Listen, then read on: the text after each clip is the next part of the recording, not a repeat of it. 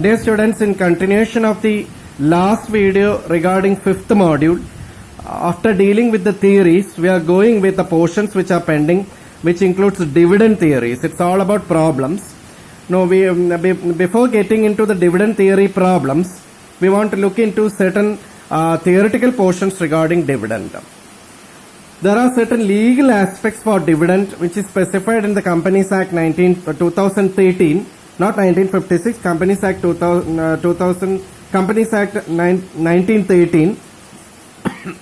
The legal aspects of dividend specifies that every company should pay from the current year profit or the accumulated profits, certain portion the company have to transfer to free reserves after providing depreciation. Then they should transfer to dividend. Is it clear? That is, the company, when they generate profit, from the profits, certain portion have to be transferred to free reserves after providing depreciation, and certain amount the company is free to distribute it as dividend to the shareholders. Then second legal aspect what the company specify, legal aspects of dividend is that the transfer to reserves is a must before declaration of dividend. It's compulsory. That is, the company should compulsorily transfer the free profit which they receive to the reserves, then only they should transfer to dividend. That is another policy regarding dividend. In other words, the company should not directly pay dividend then transfer to reserve, or the company should not entirely pay the amount of the dividend without considering the transfer or without making provision for transfer. That is what it meant.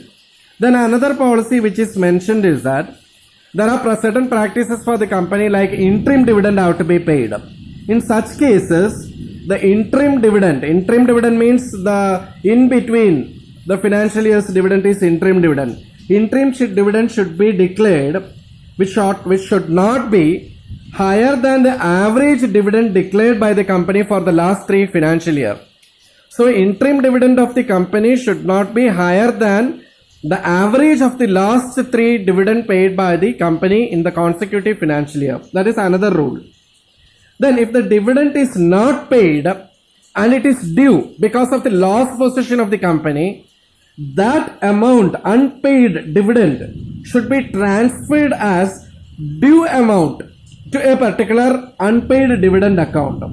Even if it is not paid, it should be accrued or it is outstanding and it should be shown by the company in a separate account called unpaid dividend, and for the dividends not paid. That is another rule. Similarly, dividends paid should also be accounted separately because dividend attracts tax. Corporate tax is there under section 1150. 15% dividend distribution tax is there for the company. Should be accounted separately. This is again theoretical portion of dividend. Now let us come into certain theoretical models of dividend and the problems concerned with dividend. See, dividend is dividend of a company is always paid on percentage. Percentage of net profit will be declared by the company as dividend. The dividend could be either paid on cash or dividend could be paid on cash, which may be sometimes stable dividend, which may be sometimes regular dividend, percentage basis, etc.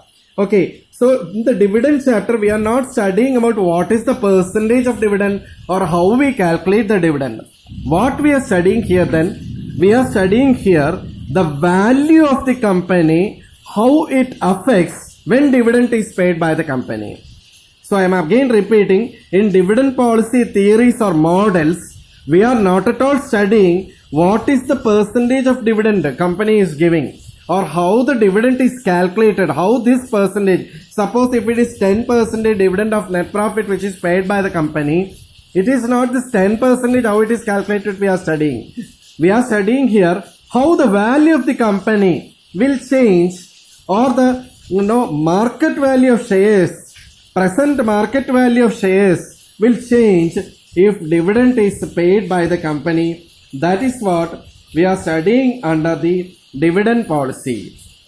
You look into this diagram. There is a time machine diagram which is mentioned here, or the time cubic diagram which is given here. See, the company is investing through either debt or equity. Have a close view. The company is investing either debt or equity, which is long-term finance, LT, long-term finance or long-term investments. Similarly, the company also provides short-term investments. Sometimes medium-term investments will also be there, which determines the company's cost of capital.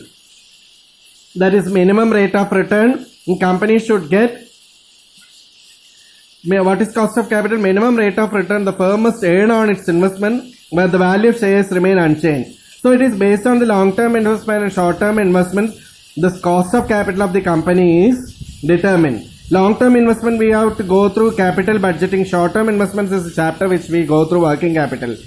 This KO we are going to study under cost of capital and capital structure, which is the second module that we could leave. Anyway, the investments are made by the company. After some time the company will start making profit, which is profit before interest, depreciation and tax.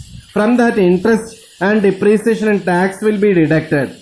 The balance profit, that is the pure profit or the profit which is available for the declaration of dividend, which is the accumulated profit. That profit the company will decide in two ways. What they do, according to the dividend regulatory rules or legal aspects of dividend, we have to transfer certain amount to reserves. We have to transfer certain amount to reserves. Balance amount they will declare as dividend. We cannot fully transfer it to reserves. For example, company is earning 100 crore profits. The entire 100 crore they cannot transfer it to reserves. Why? Because if there is no dividend, the shareholders may move away from the company. So certain portion we have to keep into the reserves and certain portion we have to transfer it as dividend. So this determination, whether the reserves or dividend or its proportion, how it affects the value of the company is what is we are studying under the dividend policy or dividend models. Value of the, what do you mean by value of the company? Value of the company means value of shares plus value of debt. Market value of shares plus market value of debt, or market value of equity plus market value of borrowings. It is defined in different textbooks as different equation. V is equal to S plus D or V is equal to E plus B. Therefore, dividend policy will definitely affect the value of the company. So there are two theories based on these things. One is relevance theory of dividend and another one is irrelevance theory of dividend. Another one is relevance theory of dividend. That is what the chapter is all about. That is, dividend relevance theory specifies that the proportion of profit,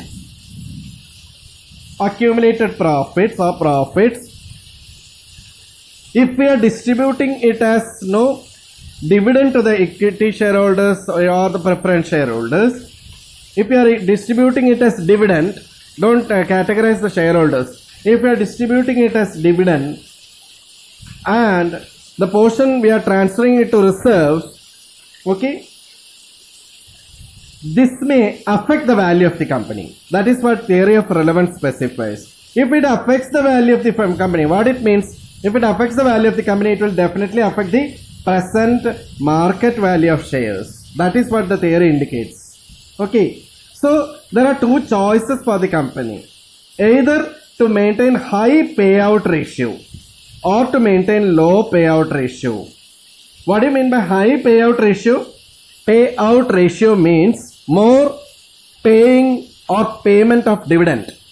So the more dividend the company could do, less retained earnings it will be. For example, 100 crores is the profit, 75 100 percentage, you could take that 100 crores the profit, around 50 crores, 60 crores they are providing it as dividend and 40% it's reserves. This is called more payout ratio. That is more dividend the company is paying. So that is more payout ratio, and the less payout ratio or low payout ratio is there. Low payout ratio means what is it? High retention ratio. That is the reserves are high. So there are two choices for the company.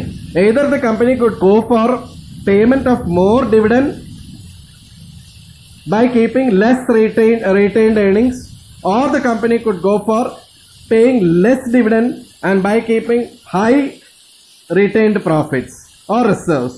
These are the two situations. These are explained in two theories or two models. There are two models. One is theory of there are two school of thoughts for dividend. One is relevance theory of dividend, and the second one is irrelevance theory of dividend. Under relevance theory of dividend, there are two models. One is James Walter's model and the other one is Gordon's model. In the next video, we could go through Professor James E. Walter's model of dividend. How is it calculated? Why is it called as theory of relevance, etc. Thank you.